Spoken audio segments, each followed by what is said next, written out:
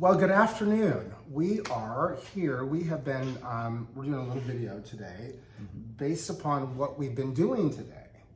Well, Variety of things. what we've been doing, but we want to talk about what we're going to be doing next. It's a little preparation for that. But we are going to be speaking on a Zoom conference summit. Yeah, Zoom summit. Well, I don't know for sure if it's on Zoom, but a Zoom type summit, yes. So online summit, and this is a conference that's being put together by a friend of mine who I know through Austin Toastmasters, and very much involved with all the work I've been doing at Toastmasters. And he was a speaker at one of my recent conferences that I put together for the spring conference for our Toastmasters district. His name is Theo Bill, and he's put together a large summit of, I think it's at least 30 speakers who will be speaking on a variety of different LGBTQ issues of life, living, quality of life, and dealing with everything that's hit us in our lives when we were young or as when we're older. Right, so it's the gamut. It's gamut. It's LGBTQ, LGBTQ? LGBTQ, yeah. And do you say trans? Not the T is Oh, LGBT, okay. yeah. So Who wants- LGBTQ plus, which could include There anyone, you go, including plus. allies. Okay, great. So including allies, yes. The summer, it's called the Go Higher Summit, and it will be online June 15th through the 18th.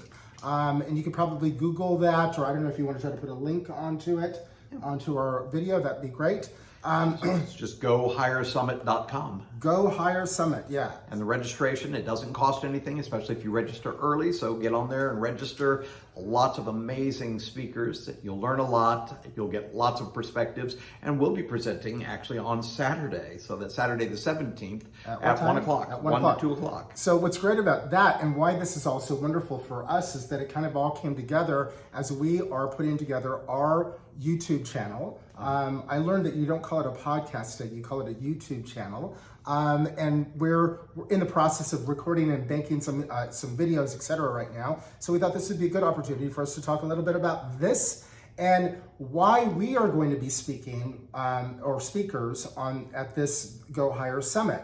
It kind of falls right in line with what our YouTube channel is about, which is well, it's for aging gay men who are dealing with lots of different issues that come up. Everything from relationships and how that changes, to sex, to just about anything impacting this, I'd say, third tier of life as we're looking at our 50s, 60s, 70s, and the quality of those lives, because it does change. Right, I'm trying to find that our thing that we're working on.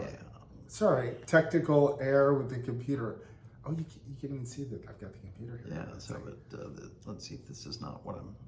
Sorry about that. So we're taking a little. So anyway, I will step in here. Cut that out. I'll step in here. So it's exciting because looking for opportunities to be able to share the message and to hone in our own Let me just own find skills. it. We can always cut that out. So let me see. What is it called? I just gave it its own name, so it's probably document 5. Oh, that's why, because I haven't saved it yet. So This is let's right cancel. here. That's it. Yeah. Okay, so we're back. Sorry for the little mishap there. But it's a great opportunity for us to be able to get online in front of an audience as we're starting to work on building our own audience for our own YouTube channel. But this is a great opportunity for us to be able to speak about some of the things that we want to talk about, that we're going to be discussing. And in our YouTube channel, they're going to be much more in-depth in length because we have a time frame that we're going to be following a format to talk about the things that we're going to talk about. And I would like to just kind of talk about what those things are real quick, if you don't mind. Great. Did you want to talk about what we're going to be doing in the conference next? Yeah, in the conference. So what we've decided was to focus on one particular issue, and that is sex in the senior years and the various different issues that can come up because of that. And we had 5 different topics that we're going to be covering, including change. Oh, I'll do that because at least I can say something, because you're going to go further and deeper into that. A lot. No, but you can go deeper in explanation. Yeah, of course. So we've got 5 topics that we're going to talk about. One is changes in sexual desire. 2 is erectile dysfunction.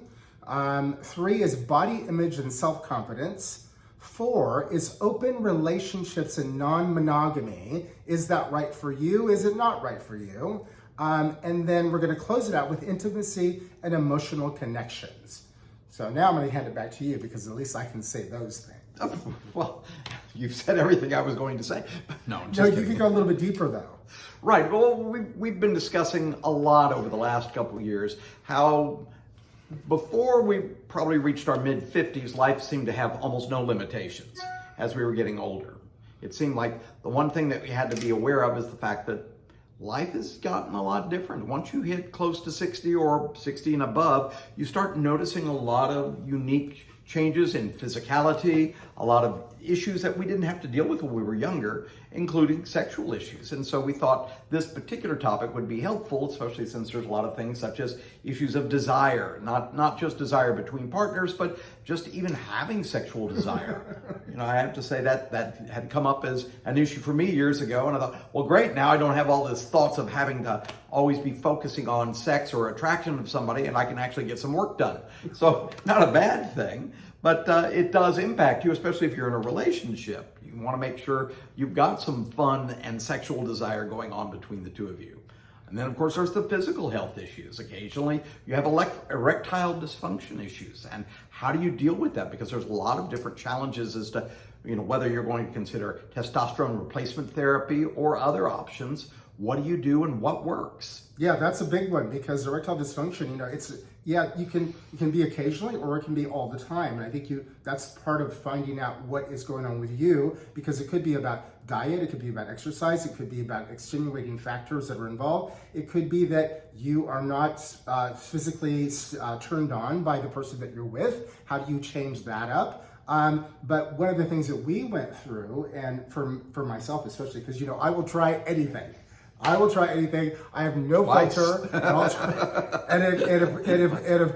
If you're supposed to take 2 pills, I'll take 3 or 4. Because that's got to be better.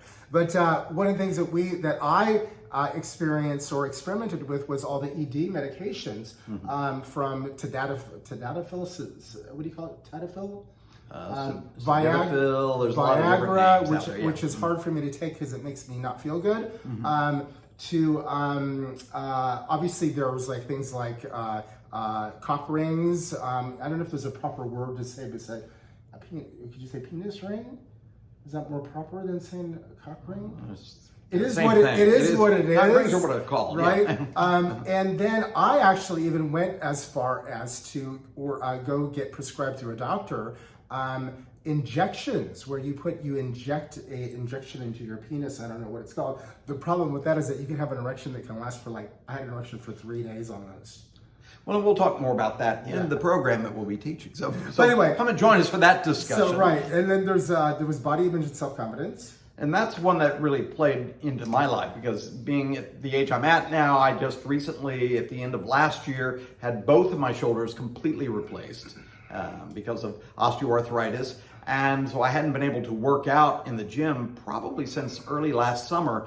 And I noticed a significant change in the way I looked and the way I felt about myself. And then, of course, if I felt I was unattractive, then certainly I did not want to even engage in sexual activities and other things. Just the idea of even having my shirt off to me was something that I thought, I can't do that at this point. And I'm working on building it back, but I thought, what if I wasn't able to get back to the gym? I had other physical health issues, and how much of my own self-esteem and self-worth is tied up with having, arms, being able to have a body that I'm proud of. I worked hard on it for 30, 40 years, and now suddenly I'm not able to maintain it. And that really impacts my self-confidence. Right, and that leads to the other topic well, I don't know if it actually leads to the topic, but it does bring up a real question that, and I always say this, what would happen to you, or what would happen to me if I were to get, or you were to get into an automobile accident tomorrow, and you were paralyzed, I was paralyzed. What would our relationship definition look like then? So you love your partner, you want to make sure that you take care of them, but you're still functioning. You're still a functioning human being that has physical desires and needs and all that stuff. So what do you do? How do you negotiate your relationship? Do you have an open relationship? Do you have a relationship that is non-monogamy? Is that right for you? But that doesn't, and I'm using an extreme there. Because that can also exist in your everyday relationship. And what we found an answer for ourselves that we're working through and experimenting. And that could be an entire show in itself. Oh, it will be an entire what show. it takes to negotiate whatever and make something work that works well for both people equally. And Right. that's what it's all about, is a mutual agreement, a mutual understanding, and being very clear what works for you. And of course, that can change over time. Right. So one has to keep in mind, you can't be so stayed into a position of saying, I would never do this, or I would never accept this. We've learned that actually in life, you make changes over time, depending on how your needs and their needs change. Yeah, I think they're also the old way of believing what a relationship is based upon what we were taught as young people, is not really accurate for today's day and age, number one, but also you can't base a gay male relationship on a heterosexual parental ideal that was imposed upon us when we were growing up. Right. So that brings us to the last topic that we're going to be talking in our discussion on the symposium, Which is how to maintain intimacy, that emotional connection between each other. Because again, things change. Sometimes you're really right there together, and then your life kind of drifts apart as he's doing his thing, you're doing your thing. You have to remember to bring it back together, such as date nights and other things that make you realize we've got to spend some time and just recall where we are with each other and build that intimacy back into the relationship. And that can be a real challenge, because if you go a long time living these separate lives, then it's hard to come back and go, okay, well, let's just start doing this now, because it doesn't really work that way. You've got to then work on how you're going to make that work, and building relationship value, rebuilding trust, doing things together that you have spent the last year maybe not doing. Like one of the things we don't do is we don't sit down and eat dinner together. Right. Like that's something that we don't do, and it's because he and I are both on different agendas. And it's weird when we do sit down and have dinner, right? At home.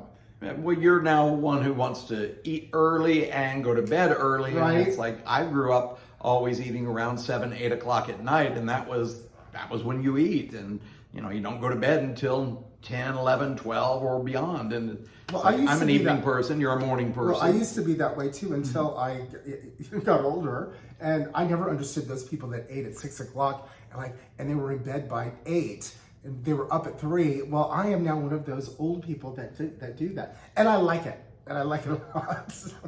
And of course, we eat at home more than going to restaurants where we could take advantage of the elderly discounts you get at 5 p.m. when you eat. The Golden Corral Yes. or Luby's. Do those things still exist? In some places. Damn, I could really score there. It was like $3, right?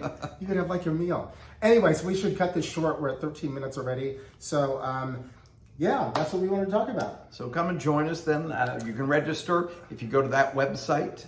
And I'll post it on the video. That'd be perfect. That's the video. So register early. It doesn't cost to get involved, and we will be speaking on Saturday from 1 to 2 o'clock on Saturday, June 17th.